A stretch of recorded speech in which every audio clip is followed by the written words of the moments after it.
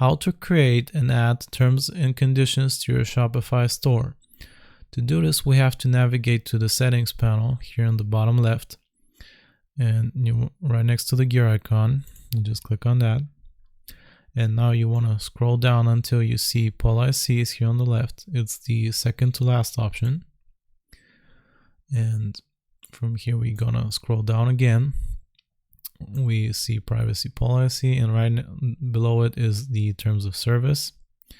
Here you can go ahead and type in the text yourself, or to make matters easier, we can click on create from template, and that will create a preset text for our terms of service.